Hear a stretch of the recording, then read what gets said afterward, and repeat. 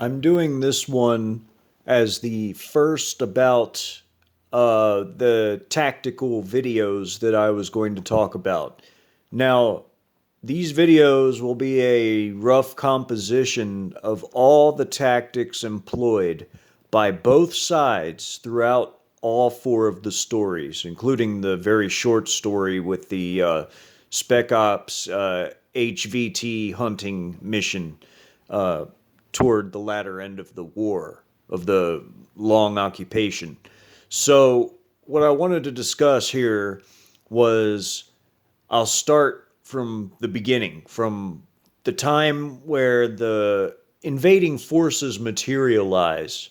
And what I mean by materialize is I mean that all the Trojan horses, the shock armies, of the People's Liberation Army, which is the Chinese regular armed forces, the PAP, which is the People's Armed Police, I'm sorry, and the Russian army, the Iranian army, the Pakistani army, and all of the armies that materialized as Trojan horse shock forces inside the nation.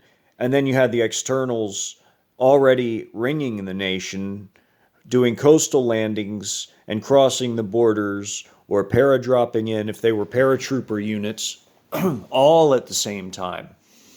Um, when the units materialized, the Trojans, they began in various CCP owned properties. Now, it was a mix of foreign so called students, so called foreign workers, so called visa holders, so called illegals. These are all disguises for the Trojan horse shock units. Now, these are actual military units of our enemies that are hidden, embedded all throughout the nation.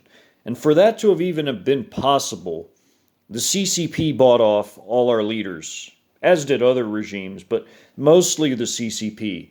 They bribed and coerced and were blackmailed American political leaders into making such disastrous policies as the border and allowing foreign hostile regimes like the CCP to buy up American properties and ports and infrastructure, which allowed for them to bring in all their logistics and supplies and troops, Club Ks, the whole 9 yards, and set them up in various cargo yards throughout the nation, the ports themselves, and everywhere else.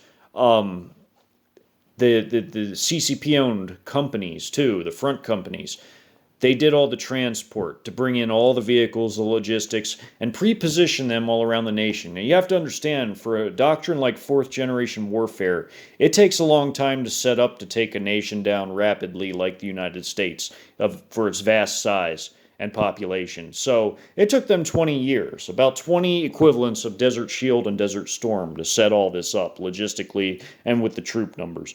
So I'll continue on another video and go with visuals into the tactics.